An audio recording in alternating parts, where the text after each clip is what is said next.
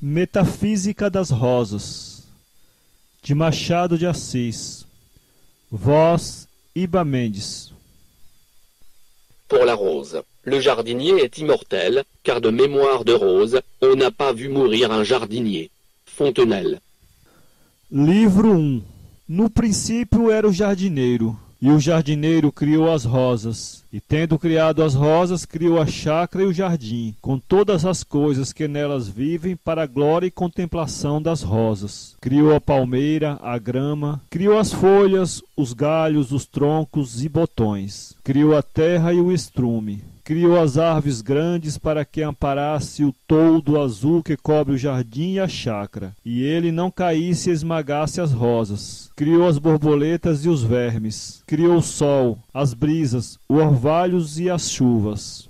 Grande é o jardineiro, suas longas pernas são feitas de tronco eterno. Os braços são galhos que nunca morrem. A espada é como um forte muro por onde a erva trepa. As mãos largas espalham benefício às rosas. Vede agora mesmo, a noite voou, amanhã clareia o céu, cruzam-se as borboletas e os passarinhos. Há uma chuva de pipilos e trinados no ar, mas a terra estremece. É o pé do jardineiro que caminha para as rosas. Vede, traz nas mãos o regador que borrifa sobre as rosas a água fresca e pura, e assim também sobre as outras plantas, todas criadas para glórias das rosas. Ele o formou num dia em que, tendo criado o sol que dá vida às rosas, este começou a arder sobre a terra. Ele o enche de água todas as manhãs, 1, 2, 5, 10 vezes. Para a noite, pôs ele no ar um grande regador invisível que peneira orvalho. E quando a terra seca e o calor abafa, enche o grande regador das chuvas que alagam a terra de água e de vida. Livro 2. Entretanto, as rosas estavam tristes, porque a contemplação das coisas era muda e os olhos dos pássaros e das borboletas não se ocupavam bastantemente das rosas. E o jardineiro, vendo-as tristes, perguntou-lhes: Que tende vós que inclinais as pétalas para o chão? Dei-vos a chácara e o jardim, criei o sol e os ventos frescos, derramo sobre vós o orvalho e a chuva, criei todas as plantas para que vos amem e vos contemplem. A minha mão detém no meio do ar os grandes pássaros para que vós não esmaguem ou devorem. Sois as princesas da terra, por que inclinais as pétalas para o chão?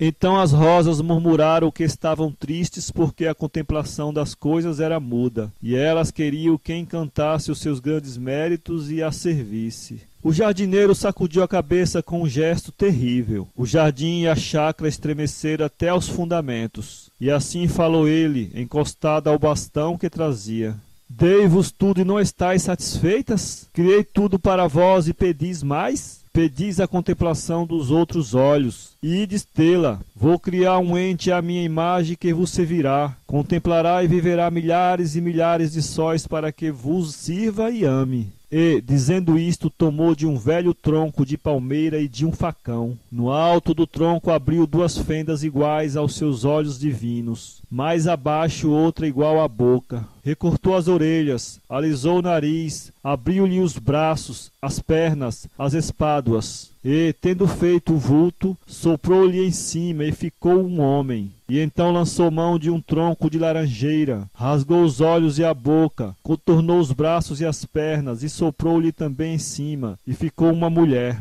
E como o homem e a mulher adorassem o jardineiro, ele disse-lhes: Criei-vos para o único fim de amardes e servirdes as rosas, sob pena de morte e abominação, porque eu sou o jardineiro e elas são as senhoras da terra, donas de tudo o que existe, o sol e a chuva, o dia e a noite, o orvalho e os ventos, os besouros, os colibris, as andorinhas, as plantas todas, grandes e pequenas, e as flores, e a semente das flores, as formigas, as borboletas, as cigarras e os filhos das cigarras.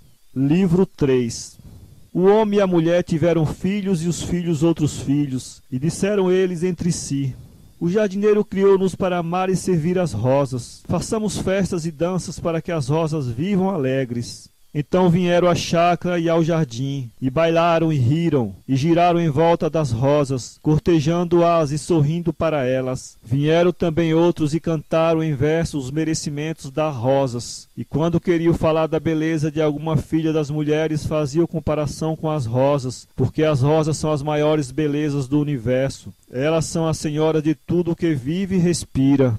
Mas, como as rosas parecessem faradas da glória que tinham no jardim, disseram os filhos dos homens às filhas das mulheres: façamos outras grandes festas que as alegrem. Ouvindo isto, o jardineiro disse-lhes: não, colhei-as primeiro, levai-as depois a um lugar de delícia que vos indicarei.